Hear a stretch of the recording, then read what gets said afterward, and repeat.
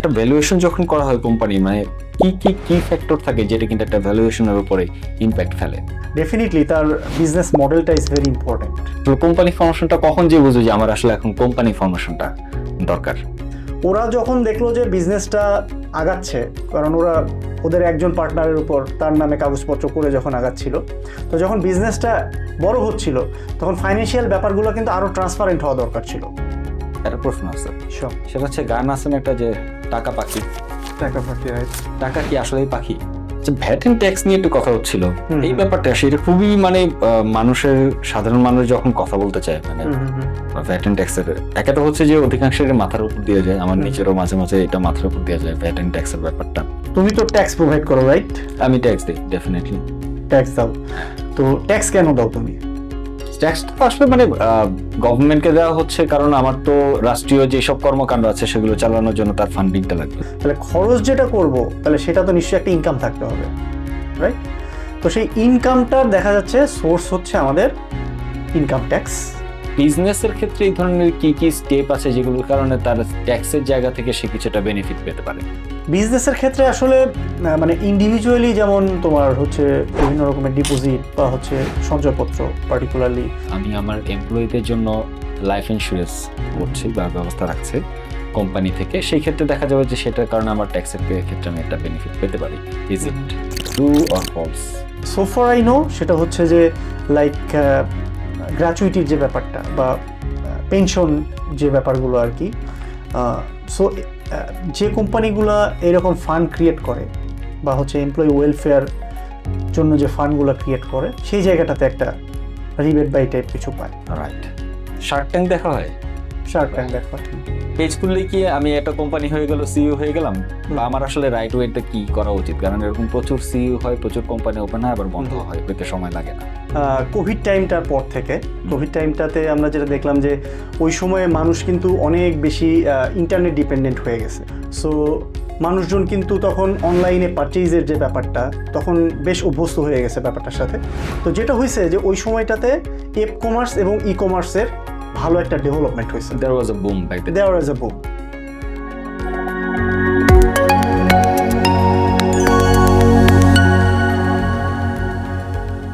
Hello everyone, welcome to Bistok. দেখেন আমরা কথা বলি স্টার্টআপ, এন্টারপ্রেনারশিপ, সেলফ ডেভেলপমেন্ট এবং বিজনেসের ম্যানি আদার থিংস নিয়ে। এবং আজকে আমরা যে এপিসোডটা করতে যাচ্ছি, এখানে যে টপিকগুলো নিয়ে কথা বলবো, সাধারণত মানুষের কাছে এই টপিকগুলো একটু বোরিং টাইপের লাগে অথবা খুব কাঠখোট্টা টাইপের লাগে, কিন্তু এই কাঠখোট্টা বিষয়গুলো নিয়ে কথা বলার জন্য আজকে আমাদের সাথে আছে ভেরি ইন্টারেস্টিং একজন পার্সন, যে কিনা খুব কঠিন জিনিসগুলোকেও খুব জলবত্তরলন করে বলে দিতে পারে। সো আজকে আমাদের আলোচনা হবে ভ্যাট ট্যাক্স নিয়ে, আজকে আমাদের কথাবার্তা হবে কোম্পানি ফর্মেশন নিয়ে। আজকে আমরা আলোচনা করব, ডিসকাস করব এবং জানবো যে একটা কোম্পানি ভ্যালুয়েশন কিভাবে কি করতে হয়, অথবা বিজনেস যখন করছি তখন ফান্ডিংটা কিভাবে আনা যেতে পারে, ফাইন্যান্সিয়াল ম্যানেজমেন্টটা কিভাবে করতে হয়, সেটা নিয়ে ভেরি ইম্পর্টেন্ট টপিক। যারা বিজনেস করেন, যাদের জন্য এগুলো দরকার হয়, তারা জানেন। তবে এই টপিকগুলো খুব সুন্দরভাবে এবং সিম্পল ওয়েতে যাতে আমরা সবাই বুঝতে পারি এবং ধরতে পারি, সেই জন্য আজকে আমাদের বিস্টকে উপস্থিত আছে very interesting guy. He is Samiran Mitra. আমি তার কাছ থেকে হচ্ছে তার ডিটেল এবং পরিচয়টা জানতে চাবো, বাট তার আগে একটু জানতে চাই, দাদা আমি তোমাকে চিনি প্রায় 3 বছর ধরে, right? Right. Every now and then যখন দেখা হয়, আমরা কথা বলি বা গ্রুপে যখন কথা হচ্ছে, মানে you are very social guy, networking loving guy. খুব ইজিলি যে কোনো মানুষের সাথে র্যাপোর্ট বিল্ড আপ হয়ে যায়। মানে every now and then you crack some jokes. So being a so much interesting person, a socially interesting person, why you have chosen a career like a financial advisor or something like this? So thank you, Shetu, for inviting me in your podcast, that is BizTalk. So এইটা যদি একটু বলতে চাই যে মানে আমি আসলে এই ক্যারিয়ার পাথটা কেন চুজ করলাম, এইটার জন্য আসলে আমি একটু পেছনে ফিরে যেতে চাই। লাইক আমি একটু শুনি। হ্যাঁ, রাইট, জার্নিটা আমি একটু, এটা একটা খুব আসলে ইন্টারেস্টিং একটা গল্প আছে। লাইক এটা ছিল 2000 সাল। তখন ইউনিভার্সিটি অ্যাডমিশনের জন্য আমি চুজ করলাম, যেহেতু আমি নর্দার্ন রিজনে আমার বাড়ি। সো আমি চিন্তা করলাম যে রাজশাহী ইউনিভার্সিটিকে আমি চুজ করব। সেখানে গেলাম, কোচিং করলাম, ভাইয়ের ওখানে থাকতাম আমি। তো একটা সময়ে বুঝতেছিলাম যে আমাকে আসলে ইউনিভার্সিটিতে চান্স পেতেই হবে। সো তখন আসলে কোনো কিছু ঠিক ছিল না যে কোন ডিপার্টমেন্টে আমি ভর্তি হব। আমি যদিও সায়েন্স ব্যাকগ্রাউন্ডের স্টুডেন্ট ছিলাম, বাট আসলে সায়েন্স পার্টিকুলারলি ফিজিক্স, তারপর হচ্ছে কেমিস্ট্রি আর ম্যাথস আমার জন্য খুবই কি বলবো যে খুবই আতঙ্কজনক একটা সাবজেক্টগুলো ছিল। তো ফাইনালি সবার সাথে আলাপ আলোচনা করে যেটা ঠিক করলাম যে আমি কয়েকটা ডিপার্টমেন্টে পরীক্ষা দিব। তো 5টা ডিপার্টমেন্ট আমি পরীক্ষা দিয়েছিলাম, এগুলোর মধ্যে 3টা ডিপার্টমেন্টে চান্স পেয়েছিলাম, লাইক ফাইন্যান্স অ্যান্ড ব্যাংকিং, তারপর হচ্ছে সাইকোলজি, আর হচ্ছে পাবলিক অ্যাডমিনিস্ট্রেশন। তো সবাই বললো যে তুমি ফাইন্যান্স অ্যান্ড ব্যাংকিংয়েই পড়ো, কারণ এইখান থেকে পড়াশোনা করে ভালো একটা ক্যারিয়ার পাথ তুমি করতে পারবা, ব্যাংকে যেতে পারবা, বিভিন্ন গভর্নমেন্ট জবগুলোতে তুমি যেতে পারবা। আইরনি হচ্ছে এখানে, আমি যেদিন ইন্টারভিউর জন্য গেলাম রিটেনের পরে, ওইখানে বলা ছিল যে 8:30টার মধ্যে রিপোর্ট করতে হবে। ওকে। আমি পাবনায় আমার বাড়ি, পাবনা থেকে রাজশাহী চলে গেছি যে আমি 8টার মধ্যে পৌঁছাইছি ওখানে, বাট রিপোর্ট আসলে কাকে বলে আমি তখন জানতাম না। আমি বসে আছি, ঘুরছি ফিরছি, আমি কিন্তু সবার আগে গেছি ওখানে। তারপর ফাইনালি অনেক স্টুডেন্ট যখন আসছে ইন্টারভিউয়ের জন্য, তো একজন আমাকে বলছে, ভাই আপনার ইন্টারভিউ কত নম্বরে? আমি বললাম যে আমি তো 10 নম্বরে আছি। বললো যে আপনি কি নাম টাম লেখাইছেন? নাম লেখাইতে হবে নাকি? বলছে হ্যাঁ ভাই, আপনি রিপোর্ট করবেন না? ঠিক আছে। তো আমি তো আসলে এই জিনিসটা বুঝতে পারি নাই, হোয়াটএভার। তো যেটা হলো যে তখন বাজে হচ্ছে প্রায় 12টা, ইন্টারভিউটা শুরু হয়েছে 11টা থেকে। তো ইন্টারভিউ বোর্ডে ঢোকার পরেই টিচার ফার্স্টেই জিজ্ঞেস করছে, বোর্ডের যে চেয়ারম্যান উনি জিজ্ঞেস করছেন যে আপনি তো রিপোর্ট করেন নাই। তখন আমি বললাম যে স্যার এটা তো আমি আসলে বুঝতে পারি নাই।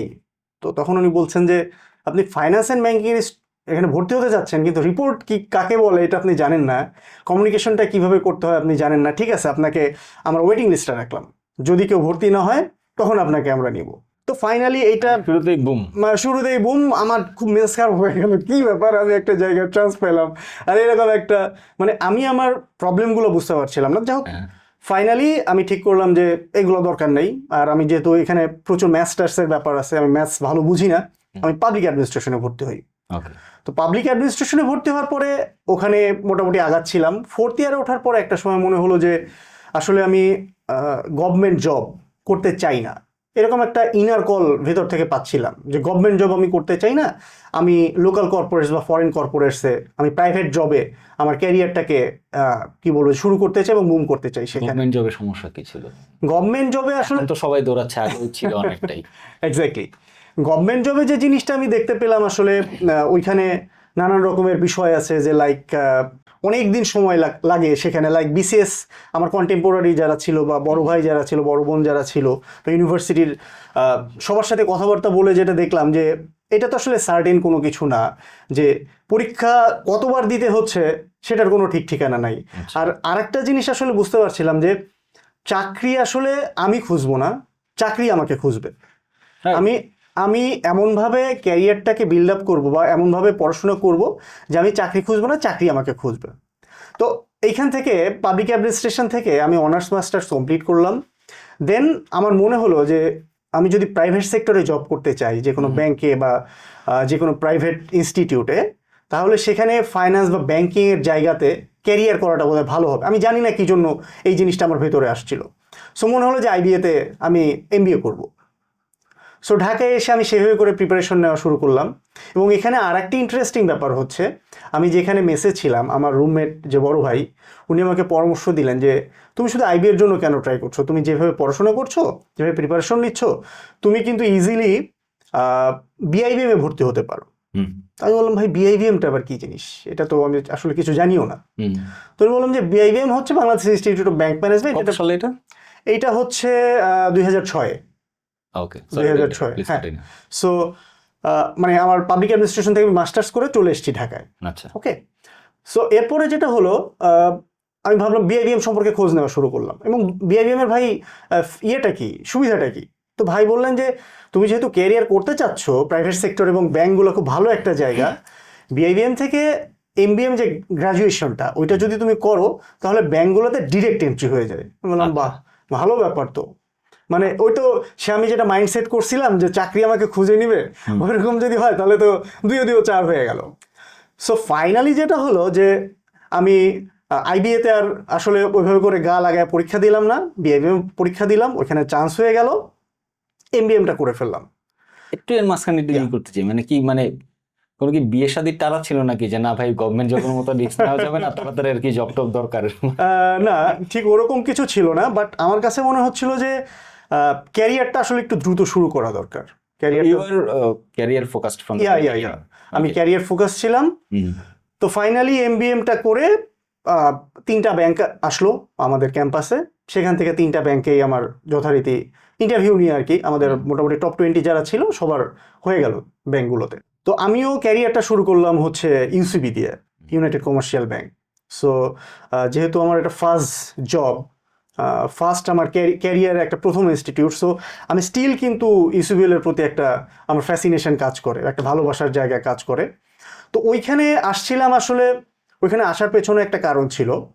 ইন্টারভিউ বোর্ডে তখন হচ্ছে প্রাইম ব্যাংক থেকে শাহজাহান ভুঁইয়া স্যার, ব্যাংকিং ইন্ডাস্ট্রিতে খুব কি বলবো যে ডাকসাইট একজন এমডি, খুবই এনার্জেটিক একজন এমডি, যিনি হচ্ছে প্রাইম ব্যাংকের বেসিক্যালি ভালো অবস্থার দিকে নিয়ে গেছিলেন, একটা বিশাল একটা ট্রান্সফরমেশনের দিকে নিয়ে গেছিলেন। সো উনি আবার আসলেন কি ইউসিবিতে। আমার ইন্টারভিউয়ের কয়েকদিন আগেই যে জয়েন করছেন, এবং ইউসিবিএল এর অবস্থা তখন লিটারেলি বেশ খারাপ। অর্গানাইজেশন স্ট্রাকচার বলেন বা হচ্ছে তোমার ওদের যে ওভারঅল যে মার্কেটে যে রেপুটেশন, সেটা খুবই খারাপ অবস্থা। তো স্যার আসছিলেন বড় একটা মিশন নিয়ে, আমাকে কোশ্চেন করছিলেন যে তোমাকে যদি প্রাইম ব্যাংক থেকে ডাকে, তোমাকে যদি অমুক ব্যাংক থেকে ডাকে, তুমি কি ইউসিবিতে জয়েন করবো আমি যদি তোমাকে সিলেক্ট করি? তো তখন আমি বলছিলাম যে স্যার, আপনি যেহেতু প্রাইম ব্যাংক থেকে ইউসিবিতে আসছেন, সো আমি এই কনফিডেন্সটা পাচ্ছি যে এখানে আসা যায়, এবং আপনি এমবিএম গ্রাজুয়েটদেরকে আপনি নরিশ করবেন। তো এই অ্যান্সারটা স্যারের ডেফিনেটলি খুব পছন্দ হয়েছিল আই বিলিভ, এবং তখন উনি বলছিলেন, অ্যাপ্রিসিয়েট করছিলেন। তো হোয়াট এভার, আমরা আসলে যদি লং টক একটু শর্ট করি, যে ব্যাংকে ক্যারিয়ার শুরু করলাম, এরপর ব্যাংকে এসে একসময় মনে হলো যে আমার আসলে একটু ক্যারিয়ার সুইচ করা দরকার। কি জন্য? যে ব্যাংকে কাজগুলো খুব মোনোটোনাস লাগতেছিল, যে স্ট্রাকচার্ড একদম সব কিছু। যদিও আমার ডিপার্টমেন্টটা খুব ভালো ছিল, শুরু থেকে আমি কর্পোরেট ক্রেডিটে ছিলাম, সেখান থেকে স্ট্রাকচার্ড ফাইন্যান্সে কাজ করছি। তো স্ট্রাকচার্ড ফাইন্যান্সে বা কর্পোরেট ক্রেডিটে কাজ করতে যেটা হয়েছে যে অনেক মানুষের সাথে আসলে মেশার সুযোগ হয়েছে। হ্যাঁ, এবং আসলে এমবিএম এ পড়ার সময় আমি বুঝতে পারছি যে ফাইন্যান্সটা আসলে মোটেও বোরিং কোনো বিষয় না। এবং এটার ইমপ্লিকেশনটা যখন ব্যাংকে এসে দেখলাম যে ফাইন্যান্সটা আসলে কি, ফাইন্যান্সটা আসলে যে আমার সারপ্লাস ইকোনমিক ইউনিট যারা আছে, মানে যাদের কাছে অনেক টাকা আছে, তাদের কাছ থেকে টাকাটা নেওয়া ডিপোজিট আকারে, দেন এই টাকাটা ডেফিসিট ইকোনমিক যারা ইউনিট আছে, লাইক যারা কোনো একটা ব্যবসা করছে, যাদের টাকা প্রয়োজন, তাদেরকে সেই টাকাটা দেওয়া। ঠিক আছে, এবং ব্যাংকাররা হচ্ছে মাঝখানে একটা সিস্টেম হিসেবে, মিডলম্যান হিসেবে কাজ করে। ঠিক আছে, সো এইখানে ডিপোজিটর এবং লেন্ডার এন্ডে যে কমিউনিকেশনগুলো, তাদেরকে যে পার্সুয়েশনগুলো, এই জিনিসগুলো আমার কাছে খুব ইন্টারেস্টিং লাগতেছিল। আবার পাশাপাশি দেখতেছিলাম যে আমি ব্যাংকার হিসেবে যে কাজগুলো করতেছি সেগুলো খুবই মোনোটোনাস, একদম স্ট্রাকচারের মধ্যে। ঠিক আছে, তো তখন মনে হলো যে আমি যদি ক্যারিয়ারটাকে একটু ডিফারেন্টলি দেখি, যে লাইক আমি তো লেন্ডার এবং বড়োয়ারের মাঝে, রাইট? সো এখন যদি আমি দেখি যে আমি হচ্ছে লেন্ডার, কারণ আমি ব্যাংকে। তো এখন দেখলাম যে আমি যদি লেন্ডার আর বড়োয়ারের বাইরে থেকে একটু চিন্তা করি, ঠিক আছে, যে আমি একজন বড়োয়ার যে হচ্ছে টাকা লাগবে যার, তার জন্য আমি কাজ করব, এবং বিভিন্ন ফাইন্যান্সিয়াল ইনস্টিটিউট থেকে টাকাগুলো আমি ম্যানেজ করব। তো এইগুলো চিন্তাভাবনা করে আমি হচ্ছে ক্যারিয়ার সুইচ করে আমি গেলাম হচ্ছে একটি ইনভেস্টমেন্ট ব্যাংকে।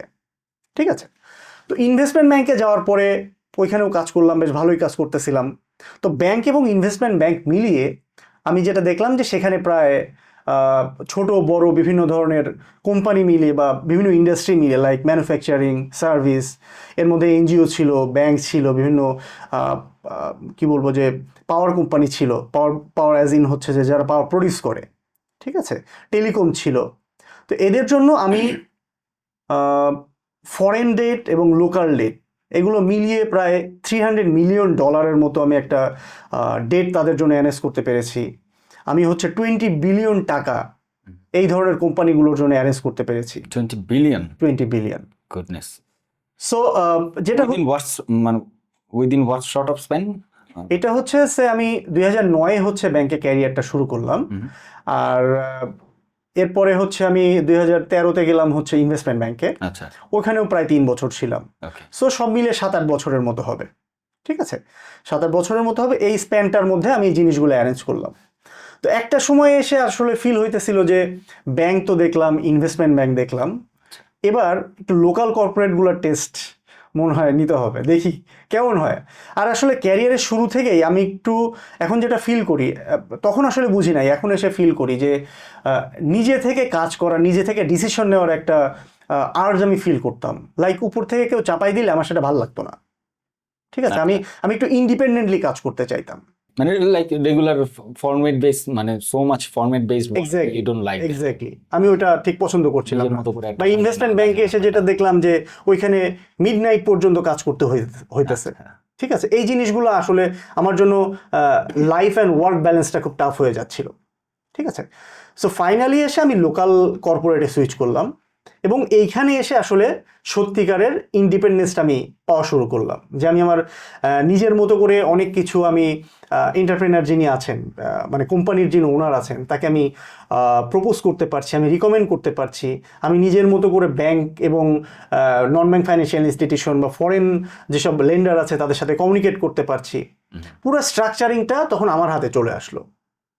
ওকে, সো ওইখান থেকেই বেসিক্যালি আমি রিয়েলাইজ করলাম যে এটা আসলে খুবই ইন্টারেস্টিং একটা জায়গা, এবং মানুষের আসলে নিড আছে। হ্যাঁ, বেশিরভাগ ক্ষেত্রে কর্পোরেটগুলো আসলে স্ট্রাকচার না, আমাদের যদি বাংলাদেশের পার্সপেক্টিভও বলি, লোকাল কর্পোরেটগুলো আসলে খুব একটা স্ট্রাকচার না। সো ওই জায়গাতে যদি প্রপারলি কাজ করা যায় তাহলে ভালো ফাইন্যান্সিয়ার আনা সম্ভব। মানে আমি সেটা লোকালি হতে পারে, আমার সেটা ফরেন হতে পারে।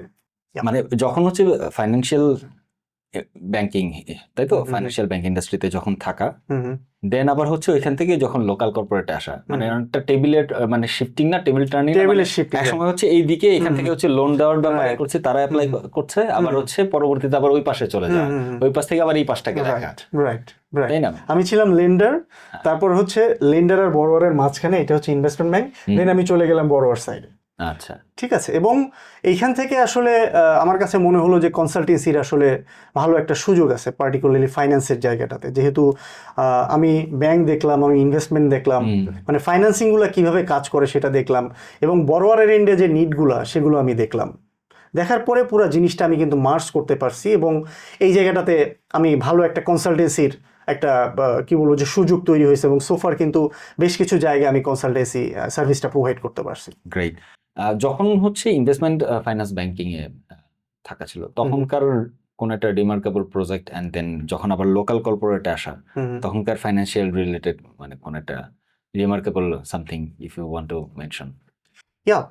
আমি যখন ব্যাংকে ছিলাম তখন বেসিক্যালি আমার ফার্স্ট বড় ডিল ছিল হচ্ছে বিএসআরএম এর জন্য। আচ্ছা, বিএসআরএম এর জন্য ইফ আই ক্যান রিকল, এটা হচ্ছে ব্যাক ইন 2010, 350 কোটি টাকার একটা প্রজেক্ট ফাইন্যান্স আমরা রেজ করেছিলাম। ওইখানে বেসিক্যালি ইসিবি ছিল হচ্ছে লিড অ্যারেঞ্জার ওটার জন্য। ওরা বেশ কিছু ব্যাংক বা নন ব্যাংক ফাইন্যান্সিয়াল ইনস্টিটিউশন নিয়ে আমরা পুরো ফান্ডটা রেজ করেছিলাম আর কি। সো এটা আসলে খুব ইন্টারেস্টিং কিছু কাজ ছিল আর কি, লাইক প্রজেক্ট প্রোফাইল প্রিপেয়ার করা, তারপর বিভিন্ন ব্যাংক এনবিএফ এর কাছে যাওয়া, দেন তাদের সাথে রেগুলার কন্ট্যাক্টসে থাকা, তারপর ফাইনালি সবাইকে নিয়ে প্রজেক্ট ভিজিটে যাওয়া, তারপর সেগুলো সামারি করে আবার সবাইকে সার্কুলেট করা, তারপর সবার থেকে স্যাংশনগুলো নিয়ে একটা কি বলবো যে কমন লিগ্যাল কাউন্সিল সেখানে থাকতো আর কি। সেই কমন লিগ্যাল কাউন্সিলের সাথে যোগাযোগ করে সমস্ত অ্যাগ্রিমেন্টগুলো প্রিপেয়ার করা, তারপরে হচ্ছে সাইনিং সেরিমনি করা। সাইনিং সেরিমনি সাধারণত কোনো 5 স্টার হোটেলে হতো, সেগুলো ম্যানেজ করা, মানে ইট ওয়াজ এ হিউজ ওয়ার্ক। সো এই জিনিসগুলো আসলে করে খুব মজা পাইতাম। লোকাল যখন কর্পোরেটে কাজ করা হলো, লোকাল কর্পোরেটে যখন আসলাম তখন হচ্ছে রাইট অ্যাট দিস মোমেন্ট আমি হচ্ছে ডোরিন পাওয়ারে কাজ করছি। সো এখানে বেশ, ডোরিন পাওয়ার হচ্ছে তুমি হয়তো জানো যে ওরা হচ্ছে বেসিক্যালি পাওয়ার প্রডিউসার, ওরা আইপিপি, ইন্ডিপেন্ডেন্ট পাওয়ার প্রডিউসার। আমাদের প্রায় হচ্ছে এখানে 550 মেগাওয়াট আমাদের production capacity. What is your position in Doreen power right now? ওখানে আমি এখন right at this moment assistant general manager হিসেবে আছি ফাইন্যান্স অ্যান্ড অ্যাকাউন্টস ডিপার্টমেন্টে, এবং ওখানে হচ্ছে ট্রেজারি যে ফ্রন্ট অফিসটা ওইটা লিড করছি আর কি। ট্রেজারি ফ্রন্ট অফিসে যেটা কাজ, মেইন কাজ হচ্ছে যে বিভিন্ন ব্যাংক থেকে লোন অ্যারেঞ্জমেন্টগুলো করা, প্লাস হচ্ছে যে পাওয়ার কোম্পানি হিসেবে সাধারণত বাংলাদেশ পাওয়ার ডেভেলপমেন্ট বোর্ড বা বিপিডিবি যেটা, ওরা হচ্ছে এই পাওয়ারটার হচ্ছে মূল বায়ার। সো পাওয়ারটা ওদের কাছে আমরা সেল করি, দেন ওরা হচ্ছে আমাদেরকে পেমেন্ট করে। সো ওই পেমেন্টের যে ইনভয়েস জেনারেশনের পরে যে বাকি যে কাজগুলো, সেই কাজগুলো আসলে লুক আফটার করি। আচ্ছা, ঠিক আছে, সো এইখানে বেশ কিছু পাওয়ার প্ল্যান্টের ফাইন্যান্সিং, আমাদের কোম্পানির যিনি সিএফও আছেন, সিইও আছেন, তাদের সাথে আমি আসলে কাজ করেছি, বিভিন্ন ব্যাংকগুলোর সাথে। Fine, excellent, nice journey so far. Yeah. একটা প্রশ্ন আছে, শিওর। সেটা হচ্ছে গান আছে না একটা যে টাকা পাখি, টাকা পাখি, রাইট? টাকা কি আসলেই পাখি? টাকা তো আসলেই পাখি। কিভাবে, মানে টাকার নেচারটা কি পাখির সাথে?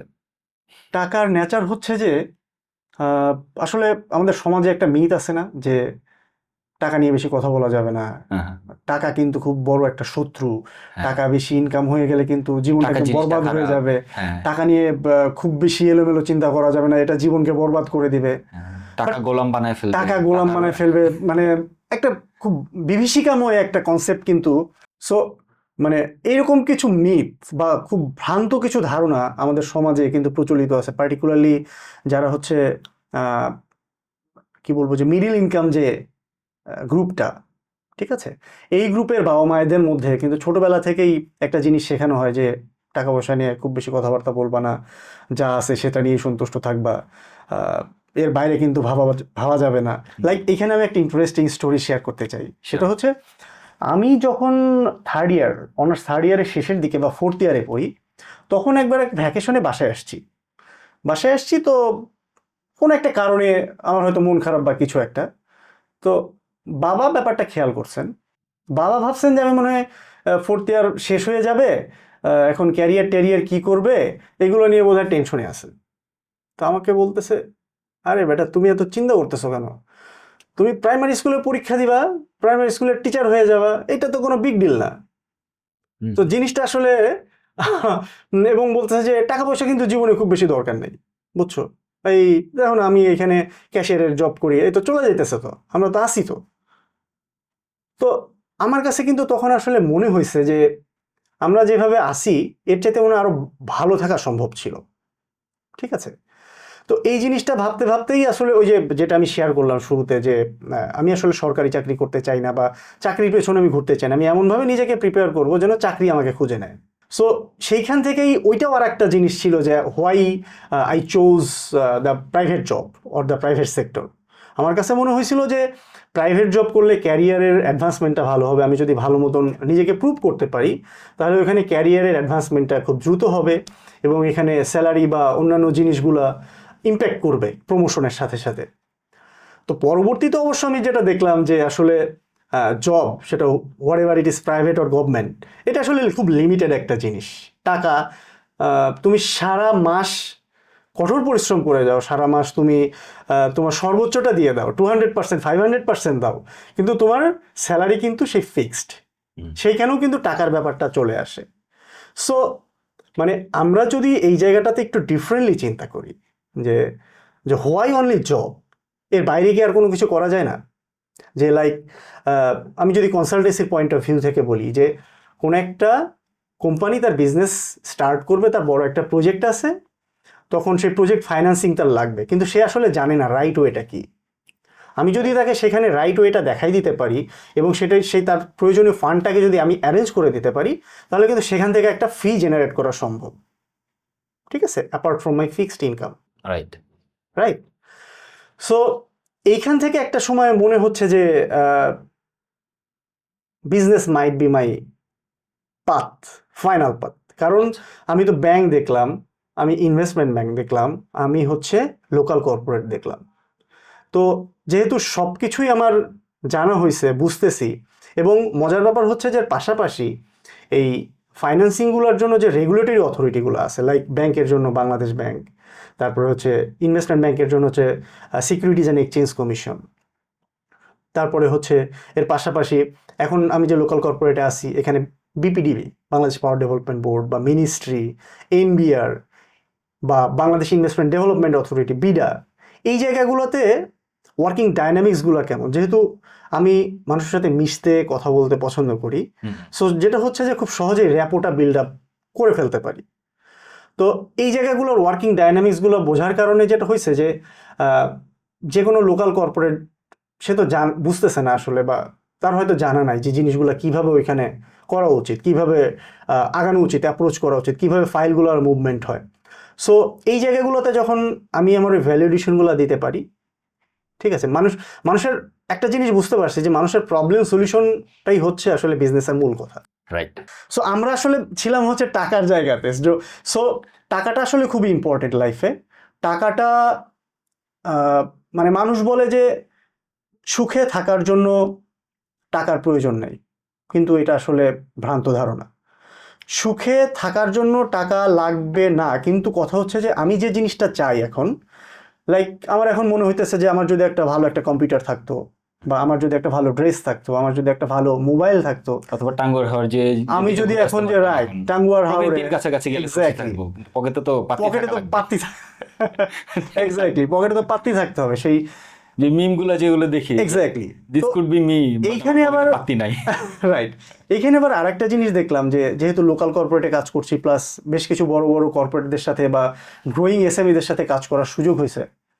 এখানে সবচেয়ে বেশি ইম্পর্টেন্ট হচ্ছে যে টাকার ম্যানেজমেন্টটা যে ভালোভাবে করতে পারে। এইখানে সেই জন্য বলছে টাকা পাখি কিনা, আসলেই টাকা পাখি। মানে খাঁচায় আটকায় রাখবো নাকি এক্স্যাক্টলি কাঁধের উপর দিয়ে ছড়ায় বেড়াবো? তুমি কি টাকাটাকে প্রপারলি ম্যানেজ করে, যে তুমি টাকাকে ম্যানেজ করতেছো নাকি টাকা তোমাকে ম্যানেজ করতেছে, দ্যাটস ভেরি ইম্পর্টেন্ট ফ্যাক্ট। তুমি চাইলে তোমার অনেক টাকা আছে, তুমি কোনো বারে যে, তুমি কোনো ক্লাবে যে টাকাটা উড়াই দিতে পারো, রাইট। আবার তুমি চাইলে পরে সেই টাকাটা দিয়ে তুমি একটা প্রপার ইনভেস্টমেন্ট করতে পারো। তোমার শেয়ার মার্কেট আছে, তোমার ল্যান্ড আছে, তোমার আদার প্রপার্টিজ আছে। এই জায়গাগুলো যদি বুঝতে পারা যায়, এবং আর একটা বড় ব্যাপার যেটা, টাকা আসলেই না মানুষের মধ্যে একটা আর্টস তৈরি হয়ে যায় যে আমি এইটা কিনবো সেইটা কিনবো, একটা গ্রিড তৈরি হয়ে যায়, একটা কম্পিটিশন। অলরেডি হচ্ছে খরচের চিন্তা হয়ে গেছে। খরচের চিন্তা হয়ে গেছে যে ততক্ষণে আমি সামনে 1 কোটি টাকা ইনকাম করব, আমি হচ্ছে ওই দেশে যাব, এইটা করব, ওইটা কিনবো, ঠিক আছে, আমি ওকে এই গিফট দিব। সো লাইক বোনাস পাওয়ার আগে কিন্তু অলরেডি আমাদের খরচে, বোনাসটা পাইলে তো ওইটা কিনবো, এই জায়গায় যাব, আর এই জায়গাটা টুকটা করা হবে, মানে ইনকামের আগে কিন্তু খরচের প্ল্যান রেডি। এবং আমার বেশ কিছু কলিগকে দেখেছি যে লাইক তুমি হয়তো জানো যে ব্যাংকগুলো কিন্তু ভালো স্যালারির পাশাপাশি বোনাস, ইয়ারলি একটা প্রফিট বোনাস দেয়। সে পারফরমেন্স ইভ্যালুয়েশনের উপর 5টা 7টা 10টা সেরকম বোনাস দেয়। বাট তারা দেখা গেল যে বোনাসের আগে একটা আইফোন কিনে ফেলছে, তারা বোনাসের আগে গাড়ি বুকিং দিয়ে দিছে, ঠিক আছে। সো ফাইনালি সে 10টা বোনাস এক্সপেক্ট করতেছিল, বাট ফাইনালি দেখা গেল যে 4টা বোনাস পাইছে। সে কিন্তু শুধু ডিসিশনই নেয়নি, সে কিনেও ফেলছে। এই যে মানির ম্যানেজমেন্টটা, এটা কিন্তু খুবই ভাইটাল একটা পার্ট। দ্যাট ইজ ওয়াই টাকা পাখি, আসলে এটাকে উঠতে দিলে উড়ে যাবে, ধরে রাখতে চাইলে থাকবে। So it all depends on the mindset. Right, টাকার management is very important. Soumit, তুমি তো লাস্ট কয়েক বছর ধরে, লাইক লাস্ট 3 বছর ধরে আমি যেটা দেখছি যে বিভিন্ন কোম্পানি ফরমেশন হোক, VAT and tax related issue, valuation, এগুলো নিয়ে কাজ করছো।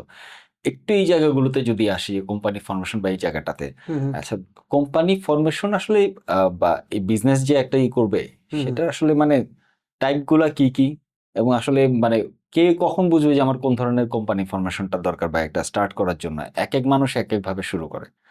এই ব্যাপারে একটু মজার ব্যাপার বলে রাখি যে কিছুদিন আগে আমি ইন্ডিয়া গিয়েছিলাম, তো সেখানে হচ্ছে একজনের সাথে পরিচয় হয়, তো তার আরো বাংলাদেশের অনেকের সাথে হচ্ছে যে দেখা সাক্ষাৎ হয়, কথাবার্তা হয়। তো সে একটা কথা বলি, আমি যার সাথেই দেখা হয় শুনি যে সেই কোনো না কোনো কোম্পানির এমডি। আচ্ছা, তো তারপর যখন জিজ্ঞেস করি আচ্ছা আপনার কোম্পানিটা কি, কয়জন এমপ্লয়ি, সেটাই তো 4 জন নিয়ে আমরা কাজ করি একটা ট্রাভেল এজেন্সি। তো 4 জন সে আসলে কি একজন এমডি লাগে? মানে সবাই কি ম্যানেজিং ডিরেক্টর? না, তাদের মধ্যে একজন পিয়ন। তাহলে কি তার জন্য ম্যানেজিং ডিরেক্টরের দরকার? আসলে কাজটা কি? তো যাও, সে আর কি একটু মজা করে ব্যাপারটা বলেছো। তো এই যে হচ্ছে ব্যাপারটা, আসলে সব কোম্পানিতে কি এমডি লাগে, বা সব বিজনেসে সেই কি একজন সিইও লাগে? এখন তো মানে বলতে গেলে দেখা যাচ্ছে যে হরহার সঙ্গে আমরা প্রচুর সিইও দেখতে পাই। রাইট, পেজ খুললে কি আমি একটা কোম্পানি হয়ে গেল, সিইও হয়ে গেলাম, বা আমার আসলে রাইট ওয়েটা কি করা উচিত? কারণ এরকম প্রচুর সিইও হয়, প্রচুর কোম্পানি ওপেন হয়, আবার বন্ধ হয়, হইতে সময় লাগে না। Thank you for the question.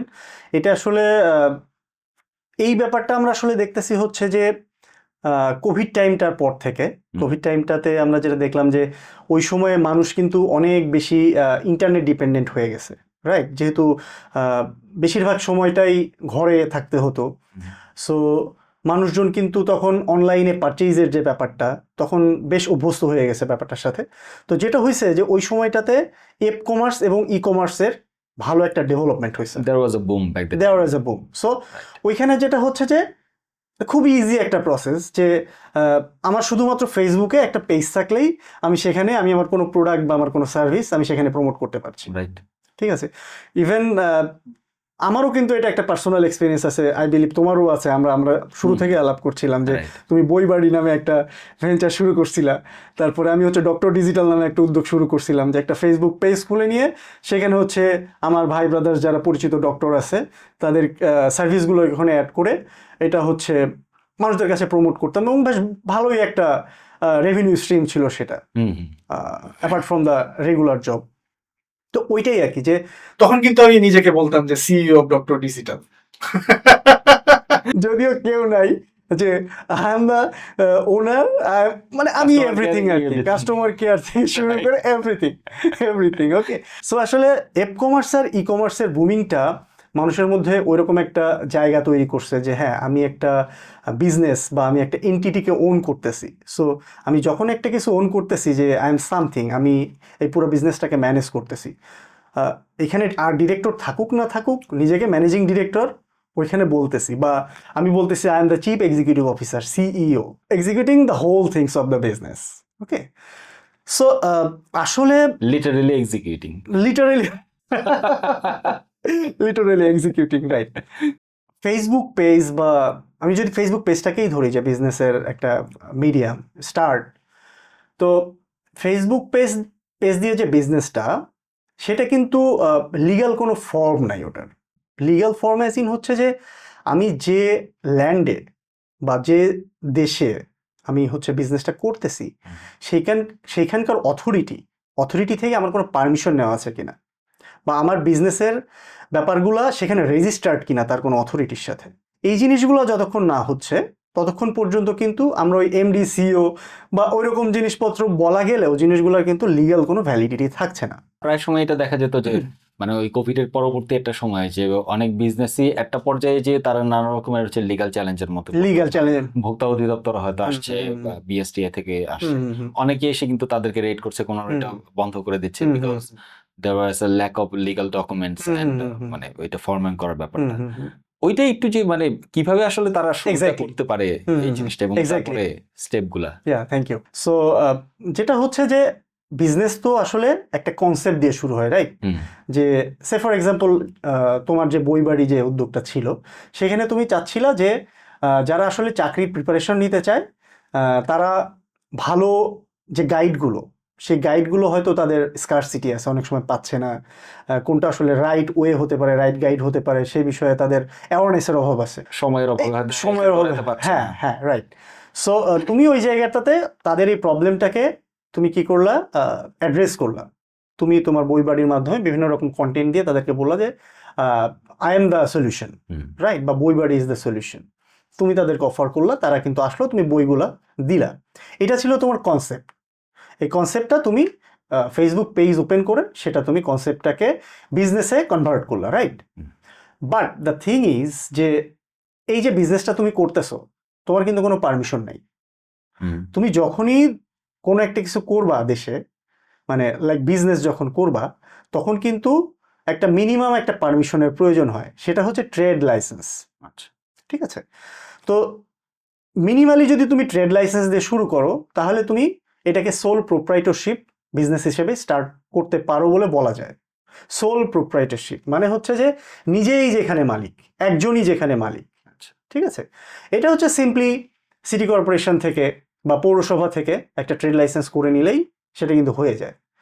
এবং রিসেন্টলি যে ডেভেলপমেন্টটা হয়েছে এপ কমার্স উদ্যোক্তাদের ক্ষেত্রেও কিন্তু, যখন ওই যে কোভিড টাইমে যে বুমটা হইল, এরপরে যখন গভর্নমেন্ট দেখলো যে এই জায়গা থেকে ভালো একটা রেভিনিউ আর্নিংয়ের সুযোগ আছে, তখন কিন্তু তারা ফেসবুককে ধরলো, মেটাকে ধরলো। যে মেটাতে যখন দেখলো যে লাখ লাখ ডলার প্রতি মাসে চলে যাচ্ছে, বাংলাদেশের মানুষজন অ্যাড এক্সপেন্স হিসেবে ওইখানে দিচ্ছে মেটাকে, সো গভর্নমেন্ট দেখলো যে why not earning some revenue here. ঠিক আছে? তখন তারা মেটাকে কনভিন্স করলো যে যে বিজনেসগুলোর শুধুমাত্র লিগ্যাল আইডেন্টিফিকেশন আছে ঠিক আছে, তাদের ক্ষেত্রে ভ্যাট একরকমের হবে, আর যার লিগ্যাল আইডেন্টিফিকেশন নাই তাদের ক্ষেত্রে ভ্যাট আর এক রকম হবে। আচ্ছা, ঠিক আছে, এবং তখন মেটা কিন্তু ইন্ট্রোডিউস করলো যে ট্রেড লাইসেন্স থাকতে হবে এবং বিন থাকতে হবে। যদি আমরা এই আলাপগুলো পরবর্তীতে আসবো, বিন হচ্ছে বিজনেস আইডেন্টিফিকেশন নাম্বার। হুম। এবং অনেক ক্ষেত্রে আসলে ট্রেড লাইসেন্সটা মেটা ভেরিফাই করতে পারে না, সেই জন্য মেটা বলছে যে আপনারা আপনাদের অ্যাড অ্যাকাউন্টে বিনটাকে ইনকর্পোরেট করেন। বিনটা যে অ্যাড অ্যাকাউন্টগুলোতে ইনকর্পোরেট করা আছে, মানে যে এন্টিটির নামে অ্যাড অ্যাকাউন্টটা এবং সেই নামে যখন বিনটা দেওয়া হয়, তখন হচ্ছে তাদের ভ্যাটটা হচ্ছে যে এক্সপেন্সটা সেটার উপর 15%। আর যখন সেই বিনটা দেওয়া হয় না, তখন কিন্তু মেটা একবার 15% কাটে, আরও 15% কাটে হচ্ছে বাংলাদেশ ব্যাংক বা যে ব্যাংকে কার্ডটা ইস্যু করা। হুম। ঠিক আছে, সো মানে আমরা যদি লিগ্যাল স্টেপস যদি বলি, তাহলে শুরুতেই কিন্তু আমাদের চলে আসবে ট্রেড লাইসেন্স, সোল প্রোপ্রিয়েটরশিপ, যে তুমি নিজে যখন একা একা বিজনেসটা করতেছো। হুম। ঠিক আছে, সেটা হচ্ছে তোমার সোল প্রোপ্রিয়েটরশিপ, যে তুমি নিজের ডিসিশন নিজেই নিতেছো। ওইখানে তোমার বিজনেসের যা কিছু অ্যাসেট আছে সবই তোমার, লায়াবিলিটি যা আছে সবই তোমার। লায়াবিলিটির মধ্যে সে ফর এক্সাম্পল এখান থেকে তুমি লোন নিতে পারো, হয়তো তোমার এই কনসার্নটার নামে, লোনটা তোমার নামেই হবে। এখান থেকে যে ট্যাক্সটা দিতে হবে, ট্যাক্সটাও তোমার নামেই দিতে হবে। ঠিক আছে, সে ফর এক্সাম্পল তুমি হয়তো জব করতেছো কোথাও, তোমার স্যালারির এগেনস্টে ট্যাক্স কাটে, রাইট? বাট তুমি যখন বিজনেস করছো সোল প্রোপ্রাইটরশিপ কনসার্ন করে, তোমার সেই সোল প্রোপ্রাইটরশিপ কনসার্নের যে প্রফিটটা, সেই জিনিসটা তোমার পার্সোনাল ট্যাক্স ফাইলে অ্যাড হবে। ঠিক আছে, সো অ্যাডভান্টেজটা হচ্ছে যে সোল প্রোপ্রাইটরশিপের, যে তুমি নিজে নিজে ডিসিশন নিতে পারছো, সমস্ত অ্যাসেট সমস্ত লায়াবিলিটি তোমার, এটা খুবই ইজি, কম খরচ। বাট দ্য থিং ইজ যে ট্যাক্স লায়াবিলিটি বা আদার লায়াবিলিটি এটা সম্পূর্ণ হচ্ছে প্রোপ্রিয়েটর, যে তার উপরেই পড়বে। এখন লিগালি এই যে প্রোপ্রিয়েটর, সোল প্রোপ্রিয়েটর, উনি কিন্তু যখন কোনো ফাইন্যান্সিয়াল ইনস্টিটিউশনে কোনো কিছু লোনের জন্য আবেদন করবে বা অন্য কোনো গভর্নমেন্ট অথরিটির সাথে যদি কোনো কাজ করতে হয় কখনো, তাকে কিন্তু পরিচয় দিতে হবে প্রোপ্রিয়েটর হিসেবে, not as a MD or CEO. আচ্ছা, ঠিক আছে, ওনার যে ভিজিটিং কার্ড থাকবে ওখানেও কিন্তু ওনাকে প্রোপ্রিয়েটরই লিখতে হবে। Okay, you got my point? So তার লিগ্যাল এন্টিটি হবে আসলে প্রোপ্রাইটার। আচ্ছা, তো এটার পাশাপাশি আরও কিছু ফর্মে যাওয়া যায়, লাইক একজন হিসেবেও তুমি কোম্পানি ফর্ম করতে পারো। বাংলাদেশে এই সিস্টেমটা অলরেডি ইন্ট্রোডিউসড হয়েছে। তুমি একা মানুষ, একাই তোমার কোম্পানি। তো কোম্পানি যখনই ফর্ম করতেছো, সেখানে তোমার ক্যাপিটালের প্রয়োজন হয়ে যাচ্ছে। এখানে তখন লিগ্যাল বারগুলো আরও বেশি করে আসতেছে। ঠিক আছে, তুমি যখন বেশ কিছু তোমার পার্টনার থাকতেছে, তো মানে একের অধিক যখন কোনো বিজনেস, লাইক আমি একটা এরকম স্টার্ট আপ এসএমইকে আমি একটা কনসালটেশন দিছিলাম, যে তারা আসলে 5 জন ছিল। তো দেখা গেল যে 5 জনের ভেতরে 4 জনই হচ্ছে জব করে, ওকে, আর একজন একদম ফ্রেশার। তারা ওই কোভিডের টাইমে কোথাও থেকে একটা ডিজিটাল মার্কেটিং বা এই টাইপের কোনো একটা কোর্স করে তাদের মনে হয়েছে যে একটা বিজনেস একসাথে শুরু করা যায়। তো তারা শুরু করছে। এখন তাদের বিষয়টা হচ্ছে যে তারা বলতেছে যে আমি লিগ্যালি এখনই আসতে চাচ্ছি না, আমার নামটা কাগজপত্রে আসুক, যেহেতু আমি জব করি। কনফ্লিক্ট অফ ইন্টারেস্ট হতে পারে। তখন আমি তাদেরকে পরামর্শ দিলাম যে তোমরা ইয়ে করো, তোমাদের মধ্যে যে ফ্রেশার, ওর নামেই তোমরা হচ্ছে মানে তোমরা সোল প্রোপ্রিয়েটরশিপ কনসার্নটা করো, মানে ওই একজনের নামেই সমস্ত ডকুমেন্টসগুলো হবে। আর ব্যাক এন্ডে তোমরা একটা এগ্রিমেন্ট করে নাও। ঠিক আছে, যে তোমরা সবাই মিলে আসলে এখানে পার্টনার বা তোমাদের লং টার্ম একটা অবজেক্টিভ আছে। আচ্ছা, তো যেটা হচ্ছে যে after 3 years down the line তাদের সুন্দর একটা শেয়ার হোল্ডিং স্ট্রাকচার আমি করে দিয়েছিলাম, সেইভাবে করে কিন্তু পরে তারা কোম্পানি ফরমেশন করে নিছে। ঠিক আছে, তো সো এইখানে কিন্তু তার আবার পার্টনারশিপও করতে পারতো। ঠিক আছে, বাট ওয়াই নট পার্টনারশিপ? মানে পার্টনারশিপেও আসলে কিছু বিষয় আছে, লাইক এখানে পার্টনারশিপ ডিড করে নিতে হবে প্রথমে, কোন পার্টনার, তার রোল কি হবে, এখানে কার কতটুকু ক্যাপিটাল থাকবে, সব কিছু ওখানে ডিফাইন করা থাকে। তারপরে হচ্ছে যে কোনো একজন পার্টনার হয়তো মারা গেল, তখন তার জায়গায় আবার কে আসবে, সেই জিনিসগুলো ডিফাইন করা থাকে। কিন্তু এইখানে যে জিনিসটা অসুবিধা আছে সেটা হলো যে পার্টনারশিপে তার পার্ট যতটুকুই থাকুক না কেন, ওই পার্টনারশিপ ফার্মটা যদি সে ফর এক্সাম্পল 100 টাকার একটা লোন নিল, ঠিক আছে, তার এই পার্টনারশিপে তার আছে 10% পার্ট। ঠিক আছে, বাট অ্যাজ পার্টনার হিসেবে সে ফুল লায়াবিলিটির জন্যই লায়াবল হবে। ওই 100 টাকার 10 টাকা না, 100 টাকার 10 টাকা না, পুরোটাই। ঠিক আছে, এটা কিন্তু একটা অসুবিধা।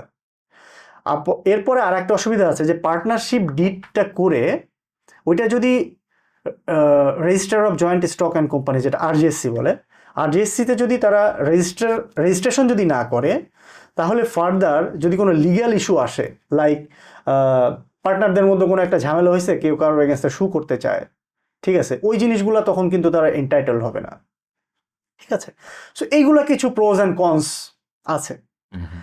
তো আমি ওই যে উদ্যোক্তারা ছিল ওদেরকে বললাম যে তোমরা কোম্পানি ফর্ম করো, এবং ওরাও এই ব্যাপারে হ্যাপি। সো নিজেদের মধ্যে সুন্দর একটা আন্ডারস্ট্যান্ডিং আছে। তো যেটা হচ্ছে যে ফ্রেমওয়ার্কটা করে দিয়েছিলাম শেয়ার হোল্ডিংয়ের, সেই অনুযায়ী কিন্তু তারা কোম্পানিটা ফর্ম করছে। এইটা একটু বিট কস্টলি কোম্পানি ফর্মেশনটা করা, ঠিক আছে। বাট লং টার্ম যদি কেউ আসলে বিজনেসে আসতে চায়, যে বড় একটা বিগ পিকচার বা ভিশন আছে, বা তাদের বিজনেসটাকে সাবস্টেন্সিয়ালি এক্সপ্যান্ড করতে চায়, তখন সেক্ষেত্রে যেটা হবে যে তার কিন্তু ফাইন্যান্সটা নিতে হবে, লেন্ডারের কাছে তাকে যাইতে হবে, বা তাকে ইকুইটি ফান্ড নিতে হবে। তো যেটা হয় যে তোমার এই লিগালি স্ট্রাকচার আমরা যেগুলো দেখলাম, যে সোল প্রোপ্রিয়েটরশিপ বা পার্টনারশিপ বা হচ্ছে কোম্পানি, এই কোম্পানি ফর্মে যে লিগালি স্ট্রাকচারটা থাকে, সেটার প্রতি আসলে ফাইন্যান্সিয়ারদের আস্থাটা বেশি থাকে। আচ্ছা, কেন কেন রাইট? কারণ হচ্ছে যে এইখানে তোমার গভর্নমেন্টের সাথে এদের কিন্তু ইনফরমেশনটা বেশি দেওয়া থাকে, ঠিক আছে। লাইক প্রত্যেকের হচ্ছে এনআইডি তো থাকছেই, প্রত্যেকের টিন থাকছে, ওকে। তারপরে হচ্ছে প্রতি বছর এই কোম্পানিগুলোর ফাইন্যান্সিয়াল স্টেটমেন্ট, যেটা অডিট করাইতে হয় কোনো একটা অডিট ফার্ম দিয়ে, তারপর সেটা আবার রিটার্ন সাবমিট করতে হয় আরজিএসসিতে, ওকে। সো আরজিএসসি বলো বা এনবিআর বলো, এদের কাছে ভালো অ্যামাউন্টের ডাটা কিন্তু, এই কোম্পানি রিলেটেড ডাটা কিন্তু থাকে, ঠিক আছে। এবং এগুলো হচ্ছে মোর ট্রান্সপারেন্ট। লিগালি স্ট্রাকচার যেগুলো আমরা বললাম, সেগুলোর মধ্যে মোর ট্রান্সপারেন্ট হচ্ছে কোম্পানি। এবং কোম্পানিতে আরেকটা যেটা বড় সুবিধা আছে, সেটা হচ্ছে যে যার যতটুকু শেয়ার, লায়াবিলিটি তার ততটুকু।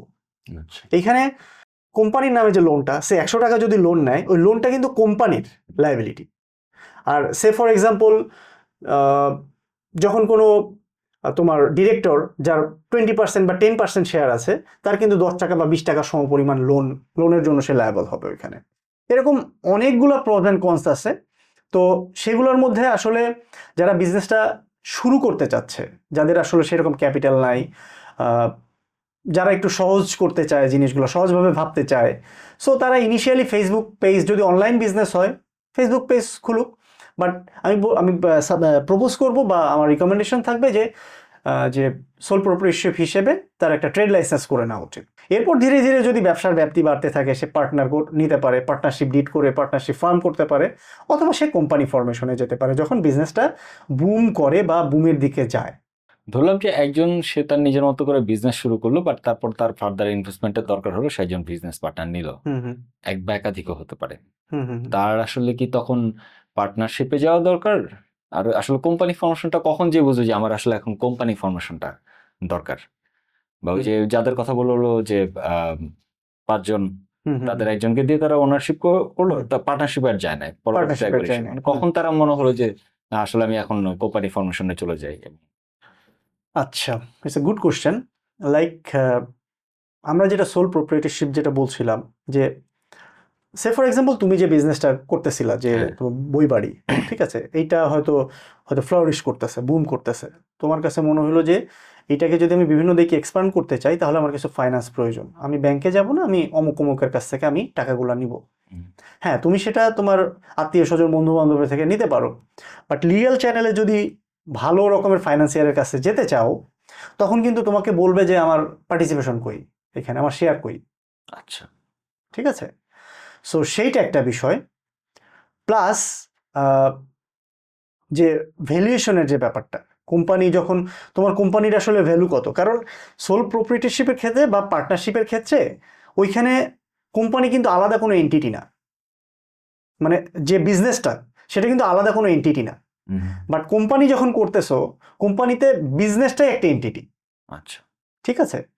তো তখন কিন্তু ভ্যালুয়েশনটা প্রপারলি করা যায়, এবং ইনভেস্টরের কাছে তুমি একটা পার্টিকুলার পার্সেন্টেজ অফ শেয়ার সেখানে আপলোড করতে পারবা। তাকে তুমি বলতে পারো যে এত পার্সেন্ট শেয়ারের এগেনস্টে তুমি আমাকে এত কোটি টাকা দাও বা এত লাখ টাকা দাও।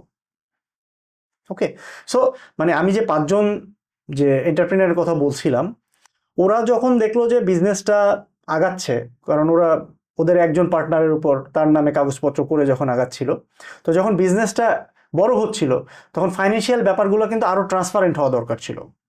ক্লিয়ার?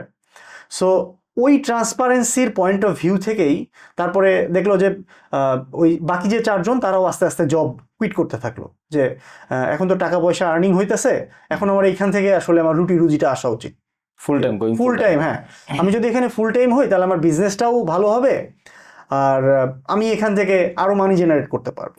আচ্ছা, ঠিক আছে? সো তখন হচ্ছে তারা ডিসিশনটা নিল বা তাদেরকে আমি হচ্ছে রিকমেন্ডেশনটা দিলাম। আন্ডারস্টুড। এবং আসলে একটা এন্টারপ্রেনাররাই আসলে ঠিক করবে যে কোন সিচুয়েশনে যে তাদেরকে আসলে কোম্পানি ফর্ম করতে হবে বা কোন সিচুয়েশনে যে কোন লিগ্যাল স্ট্রাকচারে তাদের আগানো উচিত। এটা কমপ্লিটলি ডিপেন্ড করতেছে যে বিজনেসের নেচারটা কি, কোন জায়গায় করতেছে, তার মিশন ভিশন কি ইত্যাদি বিষয়ের উপরে, আন্ডারস্টুড, গ্রেট, তার ফাইন্যান্সিয়াল স্ট্রেংথ কি, এগুলো হতে পারে আর কি। really insightful it was. Thank you so much for watching this video. এই ভিডিওটির পরের অংশটুকু দেখতে আমাদের চ্যানেলটি সাবস্ক্রাইব করে রাখুন এবং বেল আইকন প্রেস করে রাখুন। পরের অংশে আরো অনেক ইম্পর্টেন্ট টপিক নিয়ে আলোচনা করেছি। ভালো থাকবেন, দেখা হচ্ছে খুব শীঘ্রই।